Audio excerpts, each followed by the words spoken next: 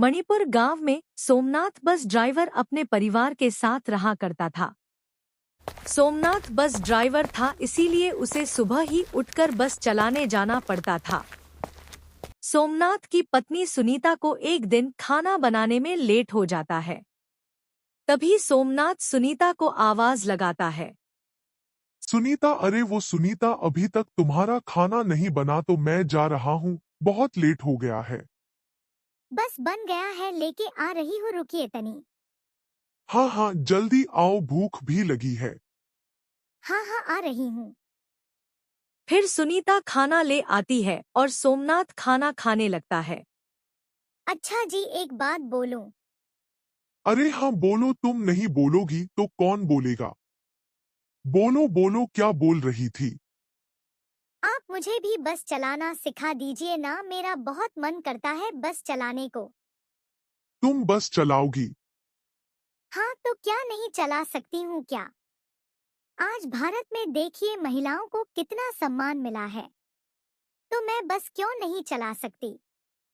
अरे बाबा, चला सकती हो, कभी खाली वक्त में सिखा दूंगा, तब से चलाना क्यों?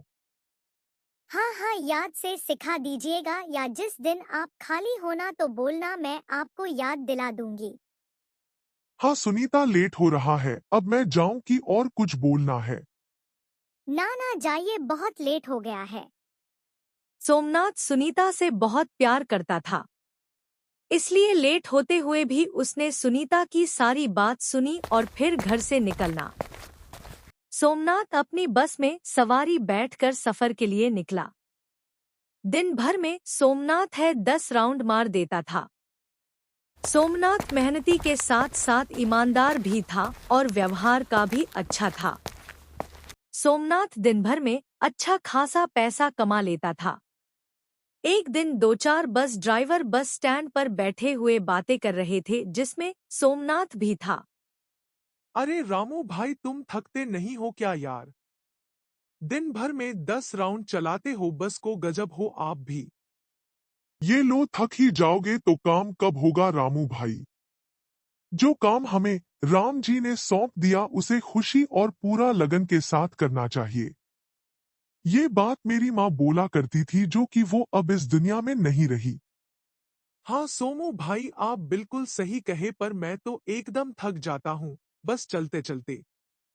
सोच रहा हूँ अब बस चलाना बंद कर दूं। अरे शंकर भाई, बस चलाना बंद करके घर बैठने का इरादा है क्या? जिस दिन बैठ गए ना, उस दिन ना एक गिलास पानी और ना खाने को एक रोटी भी नहीं मिलेगी। रामू सही कह रहा है शंकर भाई, थोड़ा कम चलाओ पर घर पर मत बैठो। घर बैठने से कुछ नहीं होगा, जीने के लिए काम तो करना ही पड़ेगा। ऐसे ही तीनों बात करते रहते हैं। तीनों को बात करते करते शाम हो जाती है और तीनों अपने घर चले जाते हैं। सोमनाथ घर आता है और खाना खाकर सो जाता है। रात बिताती है और सवेरा होता है। सोमनाथ खाना खाकर बस चलने चला जाता है। सभी बस ड्राइवर बस पर सवारी बैठाकर छोड़ने लगते हैं। ऐसे ही सभी बस ड्राइवरों का एक खुशहाल जिंदगी चल रही थी। एक दिन सोमनाथ पैदल ही अपने घर जा रहा था। तभी उसका पैर फिसल जाता है और उसके पैरों में काफी गंभीर चोट आ जाती है। सुनीता डॉक्टर से दिखती है तो डॉक्टर बताता है कि सोमनाथ अब चल नहीं सकता। वो तभी चल सकता है जब उसके पैरों का ऑपरेशन होगा, और ऑपरेशन में 5 से 6 लाख का खर्चा आएगा। उतना पैसा उन दोनों के पास नहीं था, इसलिए सुनीता कुछ दिनों के लिए दवा लेती है। उसके बाद डॉक्टर वहां से चला जाता है। बेचारी सुनीता उदास होकर बैठी थी, तभी सोमनाथ सुनीता से बोलता है। अरे सुनीता, तुम उदास क्यों हो गई? जो विधि का लिखा हुआ है वो कभी टला है, जो लिखा है वो कैसे भी होकर रहता है। तुम टेंशन मत लो, मैं ठीक हो जाऊंगा। कैसे ठीक हो जाओगे जी? ना घर में पैसे का व्यवस्था है ना कुछ का, कैसे ठीक हो जाओगे? अब राम जी ने एक रास्ता बंद किए हैं तो एक जरूर खोलेंगे। मुझे राम जी पर पूरा भरोसा है। सोमनाथ की बातों पर सुनीता बिल्कुल भी ध्यान नहीं देती और वो पूरा टेंशन में आ जाती है। कुछ देर सोचने के बाद सोमनाथ से बोलती है, अब मैं सोच ली हूँ, कल से बस में चलाऊंगी और कोई रास्ता दिख नहीं रहा है। वैसे भी खुद की बस में चला के धीरे धीरे पैसे इकट्ठा करूंगी और जब पैसा पूरा हो जाएगा तो आपका ऑपरेशन कराऊंगी। पर तुम बस कैसे चलाओगी? वैसे भी अभी चलाना सीखी ही नहीं हो। नहीं सीखी हूँ तो सीख लूंगी, उसकी टेंशन आप मत लीजिए। ठीक है, तब शंकर से बोल दूंगा कि वो सिखा दे तुमको बस चलाना। फिर ऐसा ही होता है। सोमनाथ शंकर को बोल देता है। सुनीता को बस चलाना सीखने को शंकर भी सुनीता को 1-2 दिन में बस चलाना सिखा देता है।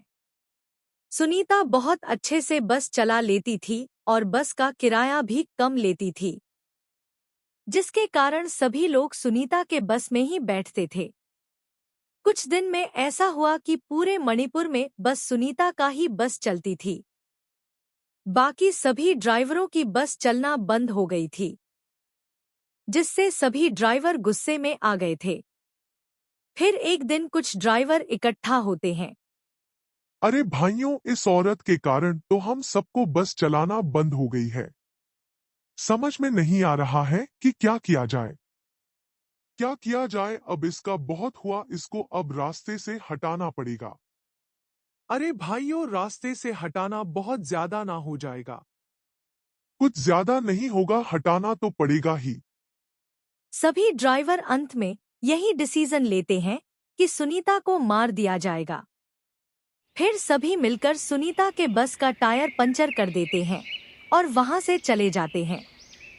कुछ देर बाद सुनीता आती है और बस लेकर जाती है सवारी बैठाने के लिए, लेकिन टायर पंचर होने के कारण बस ठीक से चलती नहीं और दीवार से जाकर टकरा जाती है। बहुत ज्यादा चोट लगने के कारण सुनीता की मौत हो जाती है और वो एक भयंकर चुड़ैल में बदल जाती है।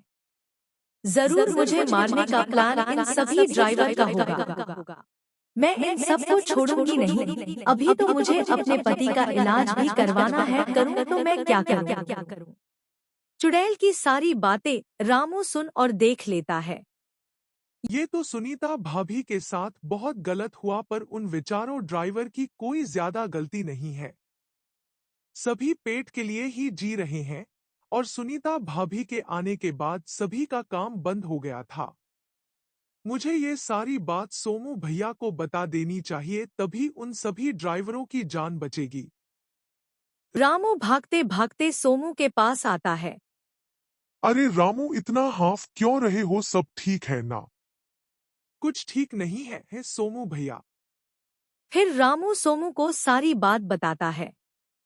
ठीक है, तुम चिंता मत करो, मैं सुनीता से बात करूंगा।